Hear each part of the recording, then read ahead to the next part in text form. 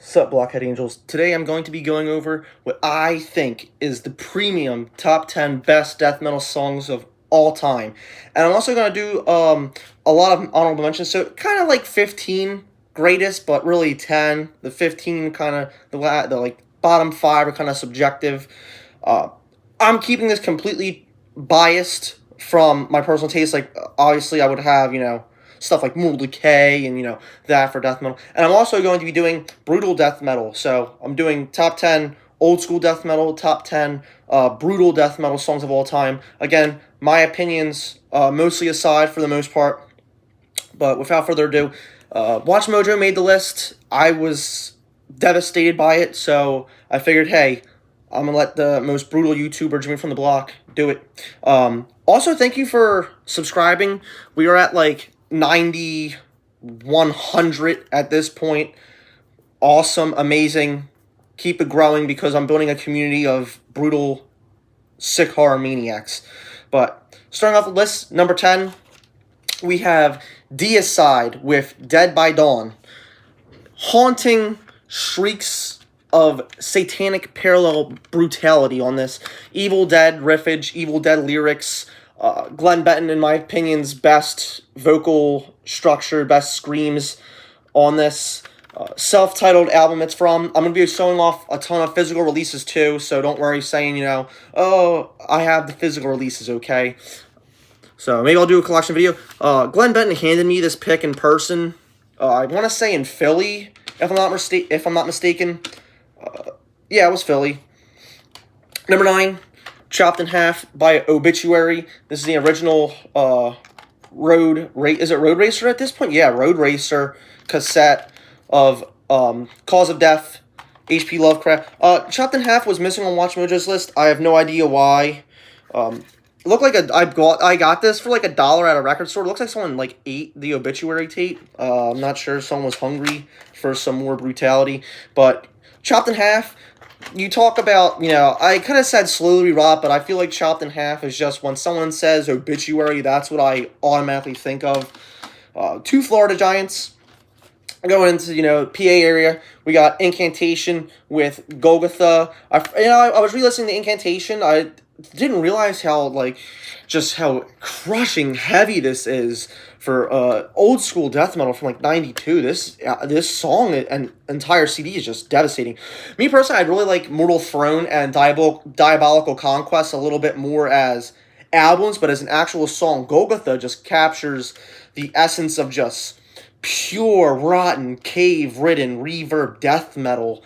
Stuff like, Mythic and Gorephobia. Kind of like also in that realm of just straight, brutal, heavy, crunchy, reverb, old school, cavernous death metal. Kind of like nothing like it. It's just so heavy. What number are we at? 7? 7, this is going to be a first crazy pick. We got something off of Spiritual Healing. Write in the comments what you think it's going to be real quick. Pause it. I'm going to give you 5 seconds. 5, 4, 3, 2, Living Monstrosity. I'm going to tell you why. This was at a point where death, you had the more so thrash of scream bloody gore and kind of got into the death metal of Leprosy. You had like Pull the Plug, which is like, still had those like thrashy open caskets. And then after Spiritual Healing, you had, like, the more progressive, techy, like, Individual Thought Patterns and Human, and then it got kind of melodic with Sound of Perseverance and Symbolic. This captured death metal perfectly. It was, like, still had that rottenness of Leprosy, and it had that little bit of human, like, progression and just signature Chuck guitar licks.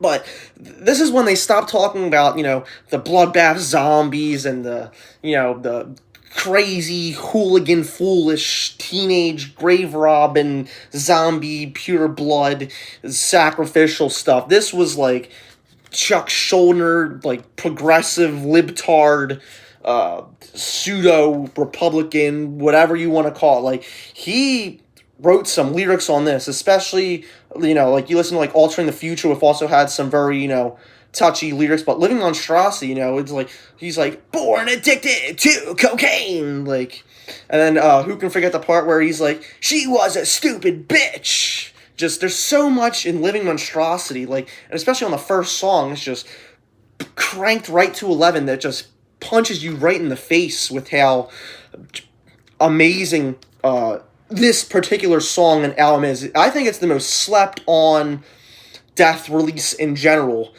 Spiritual Healing, in my opinion, I do like the Relapse, like, bubble Goosebumps book cover. Very cool. Spiritual Healing. Living Monstrosity is the pick. Number 6, we have Cryptopsy with Phobophile. Trilling piano leads you into just the most barbaric piece of technical, brutal death metal there is. Haunting high screams, just crazy, you know. Crown of Horns and Slit Your Guts could have been, you know, Crown of Horns has an Exorcist 3 sample that everyone loves. I personally think that Phobophile just captures, when I think of Cryptopsy, just Phobophile is just a beautiful work of art. Even when Flo sings it live currently, I remember in Philly in high school, I saw them. I think it may have been Cannibal Corpse. I want to say it was Cannibal Corpse. Probably would have been around like 2015 in Philly, but oh my god, when they played Phobophile, I went right into that mosh pit, man. Phobophile, amazing. And it's nice because, you know, I'm really into, you know, like, death grind and brutal death metal and, like, you know, stuff like, you know, Gorgasm and Cerebral Effusion and Defeated Sanity and, you know, Afterbirth and Scatter Remnants. You know, it's nice to revisit these classics of death metal, I will say. Number 5, Morbid Angel with Immortal Rights. So now we're in top 5. All right, and we have a big name here. So what's going to top Altars of Madness and Immortal Rights? Find out soon. But Immortal Rights, you know, I was going to do Maze of Torment. I didn't want to butcher that. I did want to do Maze of Torment, but I feel like Immortal Rights, just when it starts off, that just that reverse guitar sound. Just when I think of satanic early death metal with Morbid Angel, like, you know, it's just so influential. Altars of Madness, and I kind of wanted to do God of Emptiness for this because it's just a bigger song and it's more well known, but I didn't want to just do the most popular, you know. If I did the most popular, you know, like Arch Enemy would be on this list, like a Monomorph, like I didn't want that, you know. I wanted what I think is pure death metal, just disgusting stuff. Immortal Rights is my pick. And for me, Immortal Rights just kind of captures what Morbid Angel was. You know, this is before, you know, the slime lives and the damnation and the lava shit. You know, I just pure, almost like black at times. Like, it's just extreme metal, you know, because, you know, you don't really have the term death metal, like black metal. Like, you know, this goes along with, like, Hellhammer and, you know, Sodom and, you know, stuff like that. Just kind of like extreme death metal in its purest form. Speaking about purest form, a lyric from Harmony Corruption, song Suffer the Children. Now, you would think, why do you have grindcore on this? You need to learn your facts, boy, because Harmony Corruption is not grindcore. It's not even death grind, really. It's just punks playing death metal. That's what it is. And the one after this, Utopia Banished, is the opposite. It's death metal heads playing punk. You know, because it's like you have like the song starts like Benediction, like that the punky death metal. That is Harmony Corruption would Suffer the Children. Fast, unrelentless, just a wall of just extreme death metal, and like I said, in its purest form, just fast, blistering, groovy, in the sense of like it's like it hits you. It makes you want to just go. Step up from Enslavement to Obliteration, the earlier grindcore. There was a little bit of hints of death metal in From Enslavement to Obliteration, some parts, but Mentally Murdered was the one with Lee Dorian. really started that death grind sound. Kind of took the grind out of here. I mean, Vision Conquest is like truly the only grind song, and then it goes into If the Truth Be Known, which again is death metal, has classic like Unfit Earth. But when I think of this album, when everyone thinks of this album, they think of Suffer the Children. Great song. Now we're in top 3. We have Liege of Inveracity. This is the song that should have been on Watch Mojo's list. Created the slam. Ripping Corpse slammed before Suffocation. Daemonacy slammed before Suffocation. But it is the most popular and most influential. And one cannot deny Suffocation's importance on this. But I think of pure classic death metal, I think Effigy takes the cake. It is brutal, it is technical, it could go on a brutal death metal list, but it also just has that right amount of old school death metal to really push Effigy into a top 10 list of pure death metal. I know Infecting the Crypts and Jesus Wept are popular, but when I think of Effigy, I just think of chum, chum, chum, chum, chum, chum, chum, chum, chum, chum, chum, chum. So yeah, that goes for my number 3 list. And you might be thinking, hey, I haven't talked about a certain band that goes but number 2 spot, something off of Erosion of Sanity for Gorguts. Orphans of Sickness. Now you might be thinking, what the hell is this song? Why is Consider Dead not here? Why is Obscura not here? Go and listen to Orphans of Sickness, alright? Now let me tell you a little story about Orphans of Sickness. When Gorguts was writing, Pleiades Dust and all this crazy technical progressive wankery, they played 2 songs that weren't just progressive death metal live when I saw them. The first one was Obscura, and the second one was Orphans of Sickness. Now, why would Gorguts play Orphans of Sickness and Obscura and nothing else live? Let me tell you something.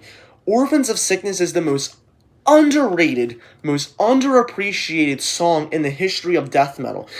If you haven't heard Orphans of Sickness, what are you doing? What are you, a dummy? Orphans of Sickness is just the most technical, progressive, just every second just encapsulates you with Luke LeMay's brilliancy.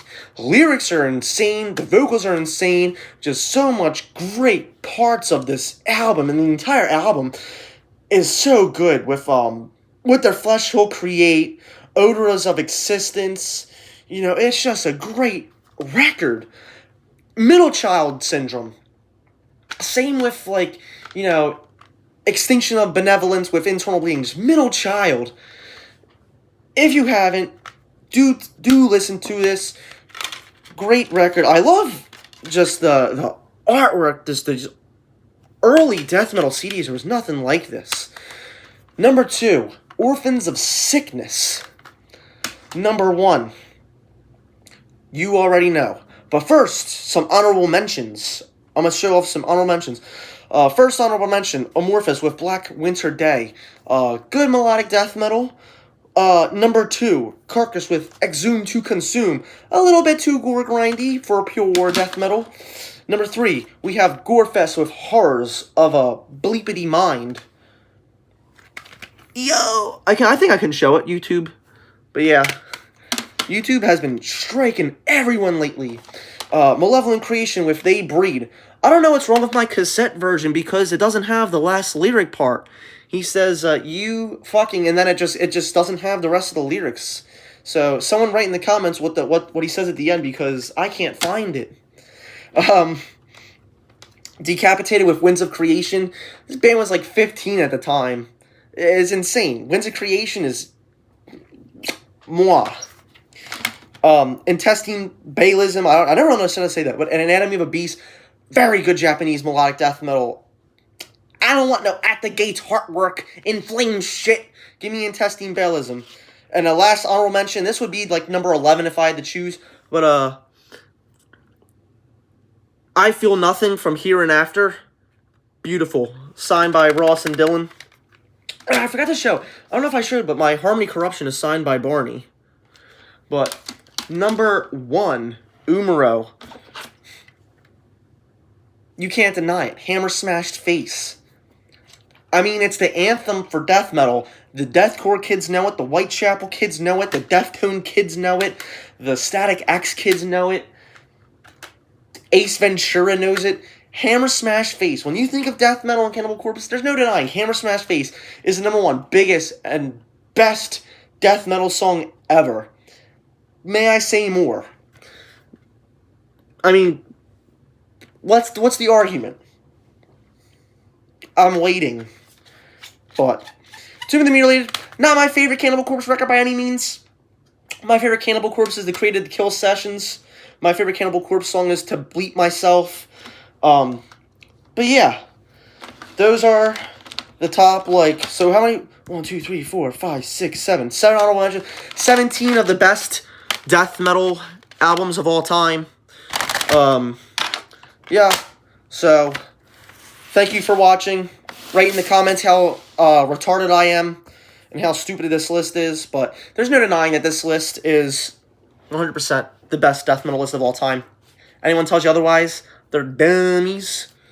But yeah, I'm going to be doing top 10 brutal death metal songs, just like I did this, but brutal death metal. So if you're into, Mortician, Suffocation, Mortal Decay, Deeds of Flesh, stuff like that, Internal Bleeding, Scattered Remnants, you are going to watch this. I'm going to try to post this tomorrow, because I'm posting this today. It should be Thursday when you see this, if everything goes well.